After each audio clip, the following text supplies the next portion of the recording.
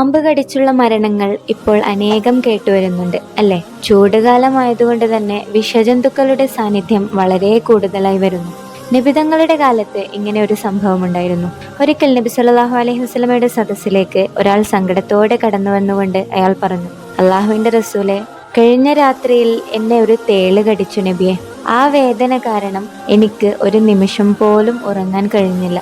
വേദന കൊണ്ട് പിളയുന്ന ആ മനുഷ്യനെ നോക്കി റസൂൽ സല്ലല്ലാഹു അലൈഹി വസല്ലമ പറഞ്ഞു, സഹോദര, വൈകുന്നേരമായപ്പോൾ നീ ഈ ഒരു പ്രാർത്ഥന ചൊല്ലിയിരുന്നെങ്കിൽ ആ തേൾ നിന്നെ ഉപദ്രവിക്കില്ലായിരുന്നു.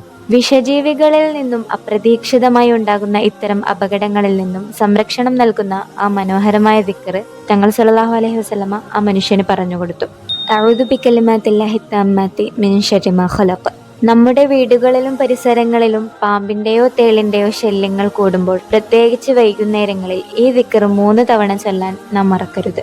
ഇതിനേക്കാൾ ഉപരി ഹദ്ദാദ് റാത്തീബ് പതിവാക്കുന്നത് ജീവിതത്തിൽ ഒരുപാട് നേട്ടങ്ങൾ ഉണ്ടാക്കാൻ സാധിക്കുന്നു. ഹദ്ദാദ് റാത്തീബ് ഒരു അത്ഭുത മന്ത്രമാണ്. ഈ റാത്തീബ് രചിച്ച ഇമാം അബ്ദുല്ലാഹിൽ ഹദ്ദാദ് റളിയല്ലാഹു അൻഹു തന്നെ പറയുന്നു, ഇത് പതിവാക്കുന്നവർക്ക് അവരുടെ വീടിനും വീട്ടുകാർക്കും സ്വത്തിനും അള്ളാഹു കാവൽ നൽകുമെന്നാണ്. ഇത് കൃത്യമായി ചൊല്ലുന്നവർക്ക് പാമ്പ്, തേൾ തുടങ്ങിയ വിഷജന്തുക്കളുടെ ഉപദ്രവം ഏൽക്കില്ലെന്നും അഥവാ അബദ്ധത്തിൽ കടിയേറ്റാൽ തന്നെ അതിന്റെ വിഷം മാരകമാകാതെ അള്ളാഹു സംരക്ഷിക്കുമെന്നും മഹാന്മാർ പഠിപ്പിക്കുന്നു. അള്ളാഹു സുബ്ഹാനഹു വ തആല നമ്മെ എല്ലാവരെയും എല്ലാ അപകടങ്ങളിൽ നിന്നും കാത്തുരക്ഷിക്കട്ടെ. ഈ വീഡിയോ ഉടൻ തന്നെ മറ്റുള്ളവരിലേക്ക് ഷെയർ ചെയ്യുക.